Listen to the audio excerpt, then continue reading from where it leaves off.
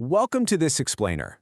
Today we're zeroing in on a company that is making a massive high-growth pivot right at the absolute frontier of semiconductor technology. We're talking about Ambarella. Let's get right into it.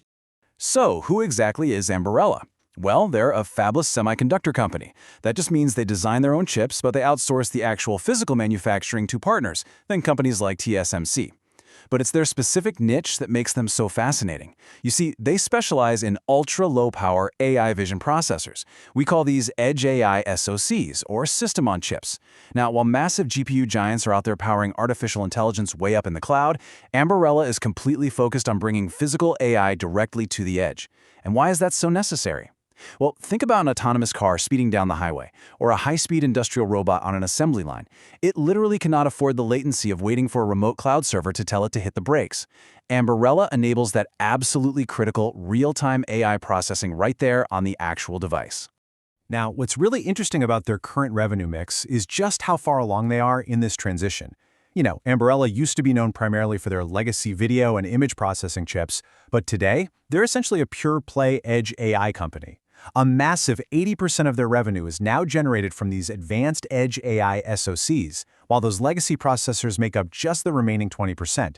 And management fully expects this trend to just keep going, with AI products grabbing an ever larger slice of the pie as the older legacy lines naturally phase out. To understand why this pivot is so vital, you really just have to look at the market size.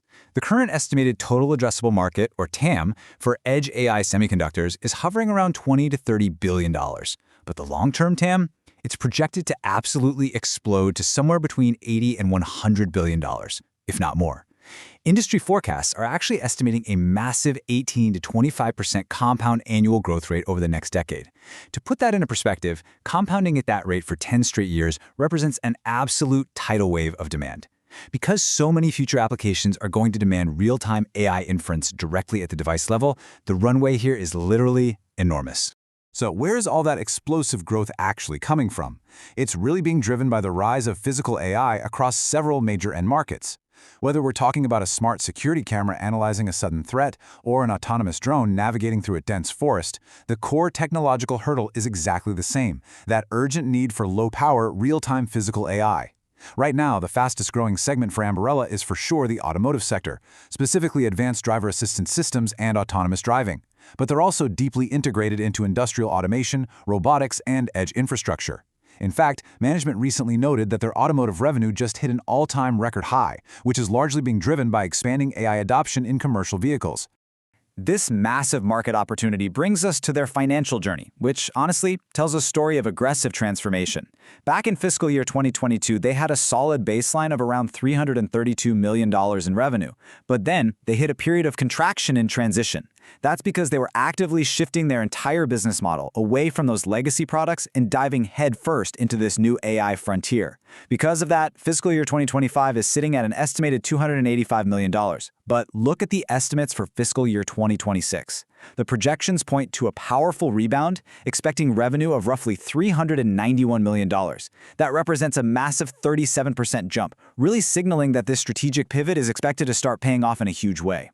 Now, I should point out that this growth does come with what we might call a profitability paradox. At the moment, Ambarella's GAAP profitability remains pretty weak. Why? Well, they're pouring absolutely incredible amounts of money into research and development, just to stay ahead in this incredibly fast-moving AI space. But if you look beneath those GAAP losses, the core economics of the business are actually remarkably resilient. Their gross margins are holding exceptionally strong, at about 59%. And maintaining a nearly 60% margin, while outsourcing all of your manufacturing as a fabless company, proves something totally vital. Their software and chip architecture are highly specialized, incredibly valuable, and very hard for competitors to replicate. Plus, it's worth noting that their non-GAAP profitability has already returned. This underlying momentum was super visible in their most recent quarterly earnings report for Q1 of fiscal year 2027. They posted $104 million in revenue, which is a really solid 17% increase year over year. Their earnings per share came in at 11 cents, officially beating analyst estimates, and looking ahead to Q2, they guided upward to roughly $108 million, again citing that record automotive revenue we just talked about. And you know what? The market absolutely loved this. Right after these results, Rosenblatt actually issued an analyst upgrade, essentially signaling that the broader market is finally waking up to this pivot. They called Ambarella a top physical AI pick and raised their price target to $120, which sparked a really sharp, enthusiastic rally in the stock. And their financial health really brilliantly illustrates why they can afford to play this long game. Their balance sheet is, well, it's essentially a fortress. They're sitting on approximately $313 million in cash and marketable securities, with barely any debt on the books. As a net cash company, their bankruptcy risk is categorized as extremely low. Honestly, if you're an investor looking at a cash-burning tech pivot, this high liquidity is your ultimate sleep-at-night metric. It basically means they have the cushion they need to confidently weather any macroeconomic slowdowns or shifts in automotive industry cycles without having to compromise on their absolutely critical innovation pipeline.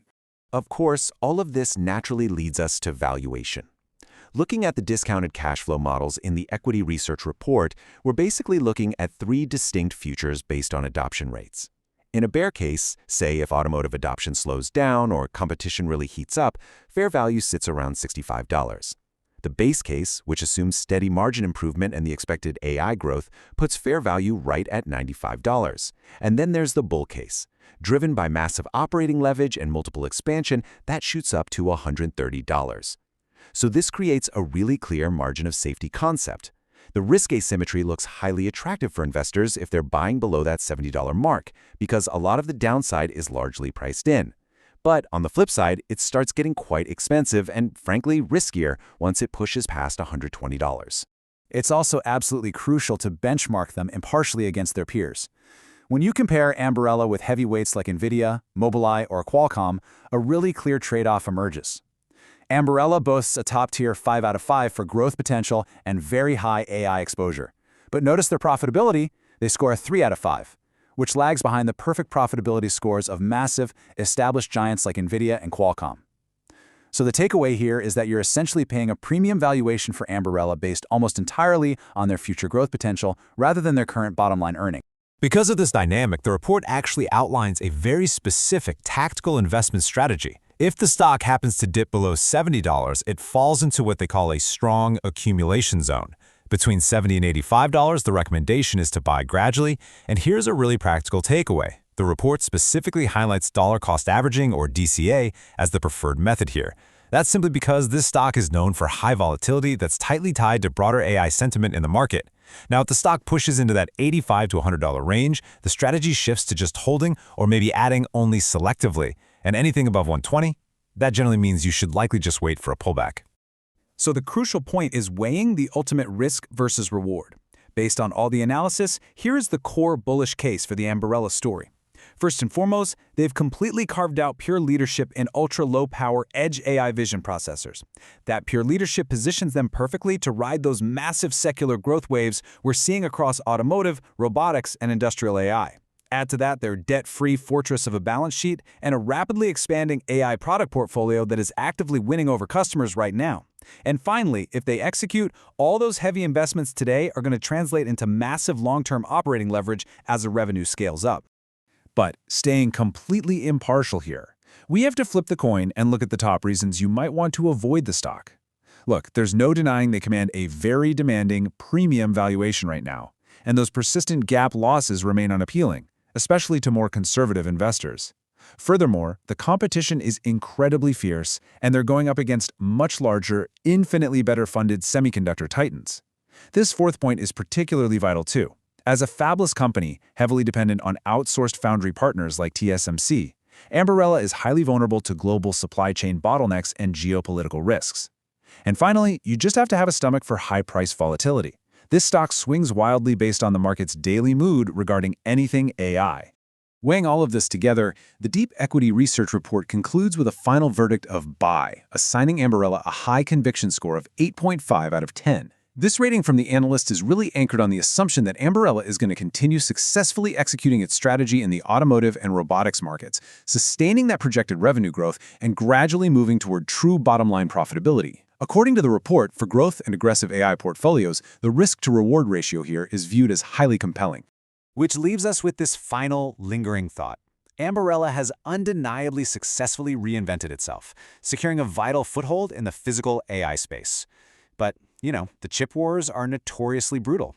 The battle between the edge and the cloud is arguably the defining tech conflict of this entire decade. So, will Ambarella's specialized, low-power approach successfully capture the edge of the AI frontier for the long haul? Or will the sheer massive scale of the cloud giants eventually allow them to push into the edge and just crowd Ambarella out? It's an absolutely fascinating space to watch. Thanks for joining me on this explainer, and as always, keep questioning the data.